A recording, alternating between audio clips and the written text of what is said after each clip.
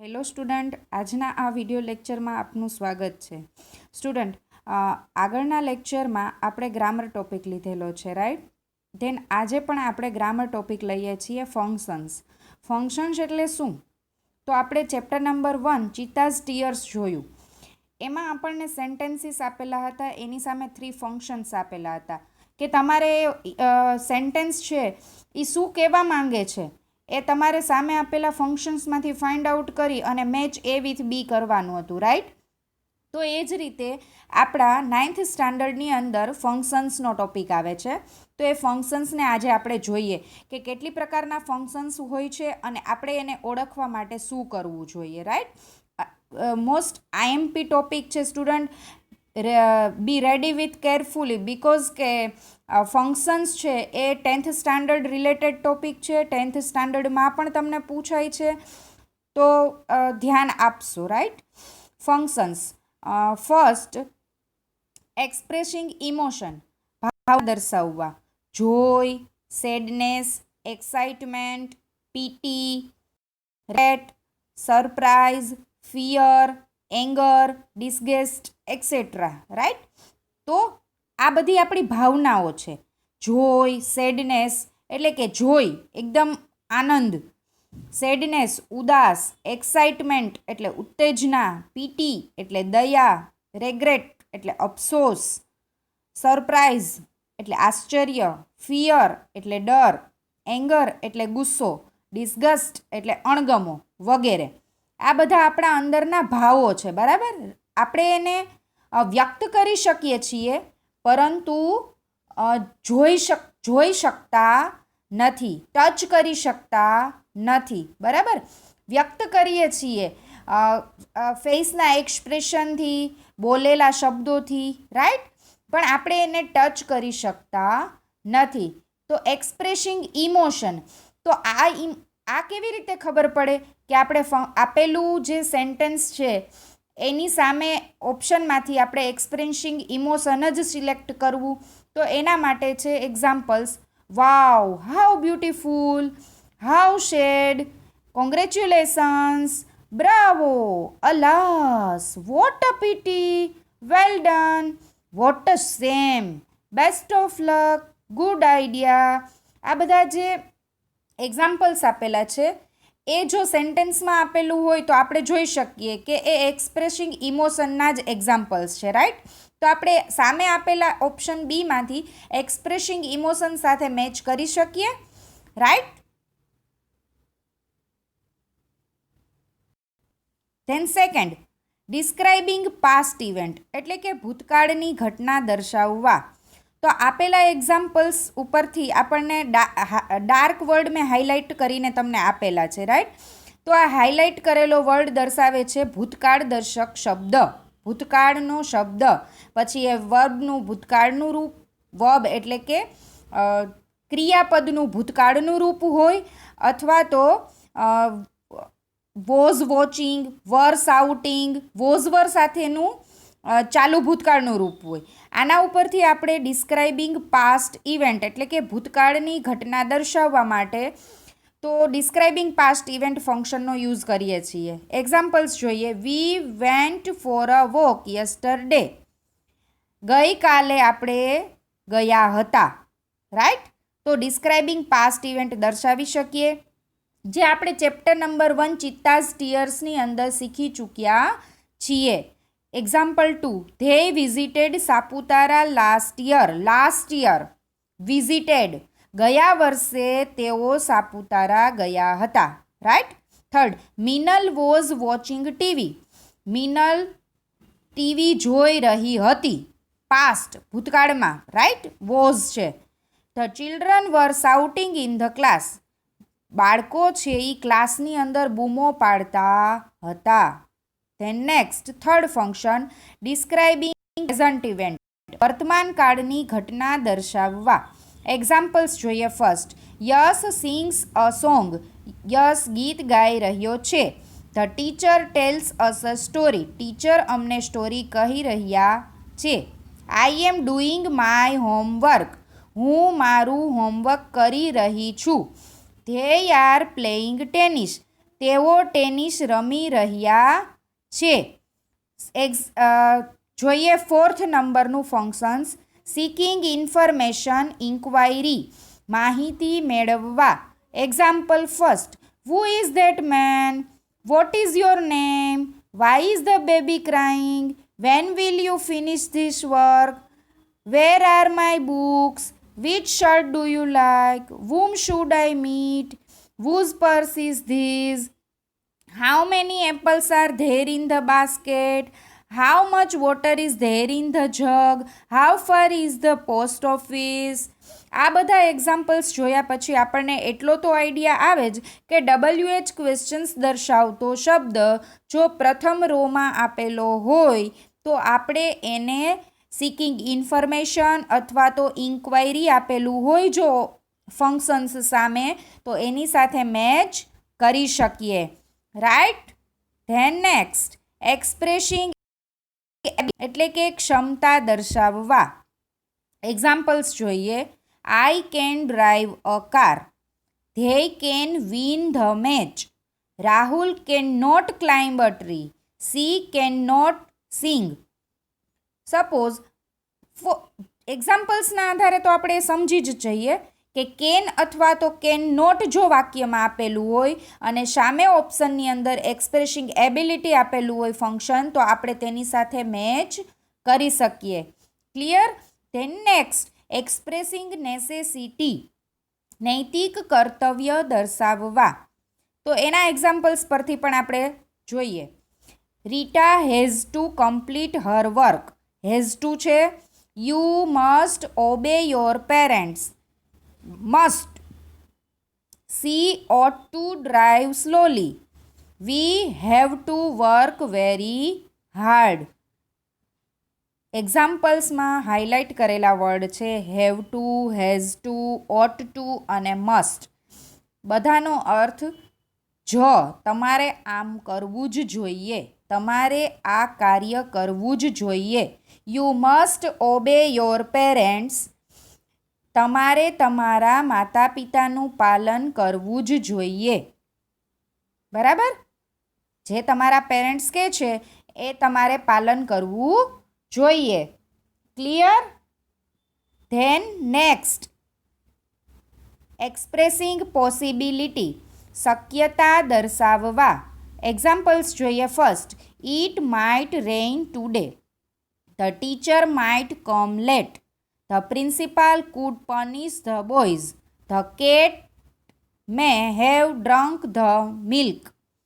શક્યતા દર્શાવે છે, કોઈ પણ પોસિબિલિટી દર્શાવે છે કે ઇટ માઇટ રેઇન ટુડે, આજે કદાચ વરસાદ થશે, કદાચ આમ થશે. એવું જો આપણને વાક્ય ઉપરથી લાગતું હોય કે વાક્યમાં શક્યતા દર્શાવેલી છે તો આપેલા ફંક્શન્સમાંથી તમે એક્સપ્રેસિંગ પોસિબિલિટી ફંક્શન્સ છે એ સિલેક્ટ કરી શકો. Clear. Then next, expressing permission, વિનંતી અથવા પરવાનગી દર્શાવવા. એક્ઝામ્પલ્સ જોઈએ. May I come in. Will you please help me. Will you help me please. Could you note down my number. Can I borrow your computer. Right. તો એક્ઝામ્પલ્સની અંદર આપણને મે, will, food, can આ બધા શબ્દો હાઇલાઇટ કરીને આપેલા છે. તો આ હાઇલાઇટ કરેલા વર્ડના રિલેટેડ કોઈ રિક્વેસ્ટ કે પરમિશન દર્શાવતું સેન્ટેન્સ છે એ તમે જોઈ શકો. તો એ જોયા પછી સામે આપેલા ઓપ્શન્સમાંથી એક્સપ્રેસિંગ રિક્વેસ્ટ કે પરમિશન આપેલું છે એ ફંક્શન્સ તમે સિલેક્ટ કરી શકો. Clear. Then next function, describing a person, place, thing, સ્થળ, વસ્તુનું વર્ણન કરવા. Examples first, Motu is a fat boy. Talaja is a small town. That is a red rose. Minal is a clever girl. Fat, small, red, clever. તો આ બધા છે એ adjective છે. Right. કે નામના અર્થમાં વધારો કરતો શબ્દ જે આપણે 8th સ્ટાન્ડર્ડની અંદર એડજેક્ટિવ અને એડવર્બ બંનેનો ટોપિક ક્લિયર કરી ચૂક્યા છીએ. તે નેક્સ્ટ રિપીટ અગેઇન ફંક્શનની અંદર આપણે ડિસ્ક્રાઇબિંગ અ પર્સન, પ્લેસ કે થિંગમાં આપણે વાક્યમાં જો એડજેક્ટિવ આપેલું છે, એડજેક્ટિવ એટલે કે નામના અર્થમાં વધારો કરતો શબ્દ જો છે તો તમારે તેની સામેલા ઓપ્શન્સમાંથી ડિસ્ક્રાઇબિંગ અ પર્સન, પ્લેસ યા થિંગ આપેલું ફંક્શન્સ તમે સિલેક્ટ કરી શકો. Is that clear? Right. Then next, expressing manner, ક્રિયાની રીત દર્શાવવા. રાઈટ. એક્ઝામ્પલ જોઈએ. We answered correctly, Soham drives slowly, cross the road carefully, the sun shines brightly in summer. Right. તો કરેક્ટલી, સ્લોલી, કેરફુલી, બ્રાઇટલી આ બધા શબ્દો છે એ શું છે? એડજેક્ટિવ છે કે એડવર્બ છે? એડવર્બ છે. રાઈટ. જો એડજેક્ટિવ હોય તો place, person yeah thing. Describing a person, place યા થિંગ કોઈ બી આપેલું છે. Describing a person, describing a place, describing a thing, તો એ ફંક્શન્સ તમે સિલેક્ટ કરી શકો જો એડજેક્ટિવ છે તો. અને જો એડવર્બ આપેલું છે અને સામે ઓપ્શનમાં એક્સપ્રેસિંગ મેનર છે તો ક્રિયાની રીત દર્શાવતો શબ્દ કહી શકાય. બરાબર. ક્રિયાની રીત એટલે કોઈ ક્રિયાના અર્થમાં વધારો કરે છે. આન્સર્ડ કરેક્ટલી એટલે સાચો જવાબ આપ્યો, સાચી રીતે આપ્યો ને જવાબ, તો એ ક્રિયાની રીત થઈ. Right.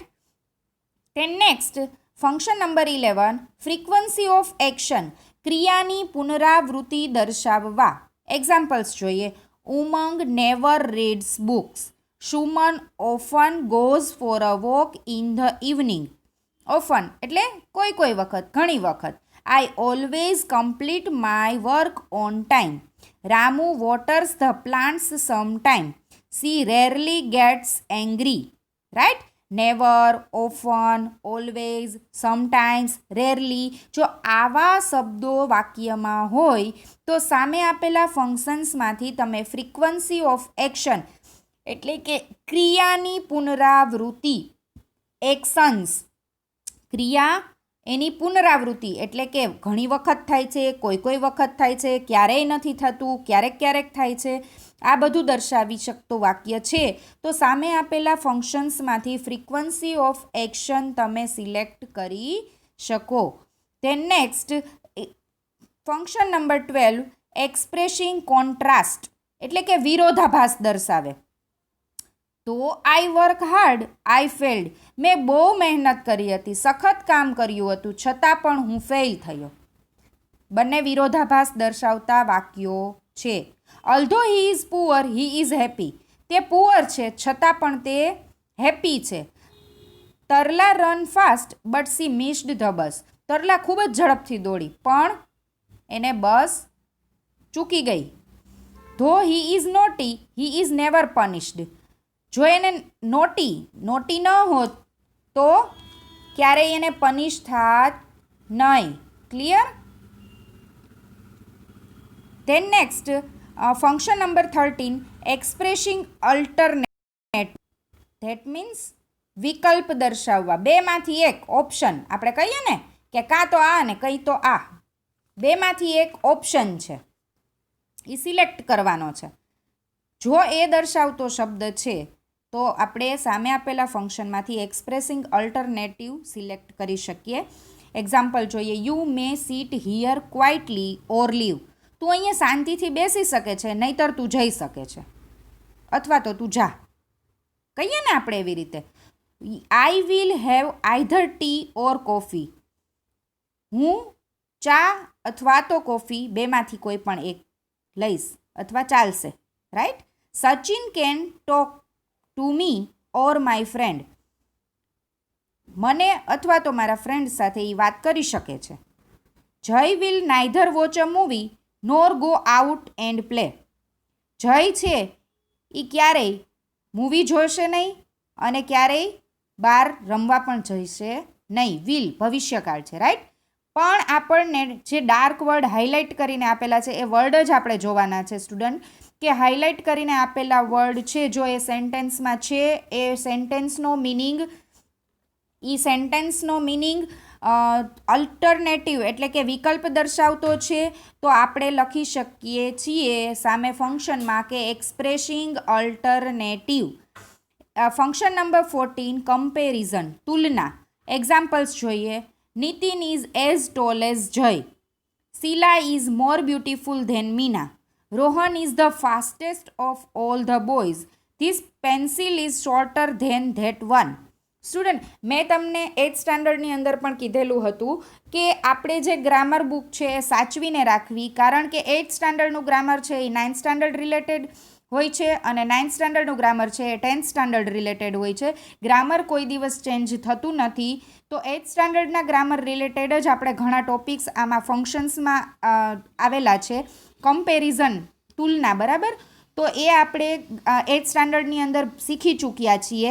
એક્ઝામ્પલ્સમાં as tall as, more beautiful than, the fastest, shorter than, right. તો આ બધા શબ્દો જો વાક્યની અંદર આપેલા હોય તો ફંક્શન્સમાંથી આપણે કમ્પેરિઝન ફંક્શન છે એ સિલેક્ટ કરી શકીએ, right. Then function number 15 reporting, પરોક્ષ કથન. ડાયરેક્ટમાંથી ઇનડાયરેક્ટ આપણે કરીએ છીએ ને, એવી રીતે reporting. The example, the teacher said that it was a holiday. ટીચરે કહ્યું કે તે રજા હતી, right. I told him that, મેં એને કહ્યું કે મધર વોઝ એંગ્રી, માતા ગુસ્સે હતી. કહી શકીએ, right. Pooja said that her brother was a cricketer. Said that, told him, exclaimed with joy. Then sentence આપેલું છે, આવું કોઈ સેન્ટેન્સ છે તો આપેલા ફંક્શનમાં રિપોર્ટિંગ છે એ રિપોર્ટિંગ તમે ફંક્શન્સને આ વાક્યની સામે લખી શકો અથવા તો મેચ એ વિથ બી હોય તો મેચ કરી શકો, રાઈટ. ધેન રિસ્પોન્સ, પ્રતિક્રિયા, ઉત્તર. Examples first, yes sure, of course, why not, you are welcome, I am sorry but I am busy, no I can't. આવા શોર્ટ આન્સર જો આપેલા છે તો એને તમે રિસ્પોન્સ ફંક્શનની સાથે એટેચ કરી શકો. ધેન ફંક્શન નંબર 17 એક્સચેન્જિંગ પ્લેસન્ટ્રીઝ, એટલે કે સામાન્ય રૂટીન કોઈ વાતચીત છે તો એને એક્ઝામ્પલ્સ જોઈએ. First, nice to meet you, how are you, it was a pleasure to meet you, bye, see you soon, I am fine, thank you, right. તો આવી જો સામાન્ય વાતચીત છે, રોજબરોજની વાતચીતમાંથી કોઈ આપેલું વાક્ય છે તો એની સામે આપેલા ફંક્શન્સમાંથી તમે એક્સચેન્જિંગ પ્લેસન્ટ્રીઝ સિલેક્ટ કરી શકો અને આ વાક્યની સામે તમે લખી શકો. આઈ હોપ કે ફંક્શન્સ તમને સમજાઈ ગયા હશે. વધારે સમજવા માટે તમારે એની એક્સરસાઇઝ હું જે તમને મોકલીશ હોમવર્કમાં એ સોલ્વ કરવી જરૂરી છે. જો જેટલી વધારે તમે એક્સરસાઇઝ સોલ્વ કરશો એટલું તમને વધારે ફંક્શન્સ સમજાઈ જશે. ક્લિયર? આ વિડિયો લેક્ચરની અંદર તમને જે મેં સેન્ટેન્સની અંદર હાઇલાઇટ કરેલો વર્ડ છે તો એ હાઇલાઇટ કરેલા વર્ડને તમે ધ્યાનમાં રાખીને તમે જોઈ શકશો કે આ હાઇલાઇટ કરેલો વર્ડ આ ફંક્શનને રિલેટેડ છે. ધેન નેક્સ્ટ જોવાનું કે આ સેન્ટેન્સની અંદર આપેલો હાઇલાઇટ કરેલો વર્ડ છે એ આ ફંક્શનને રિલેટેડ છે, રાઈટ. તો એ તમને ઇઝીલી સમજાઈ જશે. એક્સરસાઇઝ હું તમને નેક્સ્ટ હોમવર્કમાં આપી દઈશ. ત્યાં સુધી તમારે તમારી ગ્રામર બુકની અંદર ન્યૂ પેજથી ફંક્શન્સનો ટોપિક સ્ટાર્ટ કરીને 17 ફંક્શન્સ જે તમને આજે મેં લેક્ચરમાં સમજાવ્યા છે એ 17 ફંક્શન્સ છે એ તમારે તમારી ગ્રામર બુકમાં લખવાના છે. Thank you friends.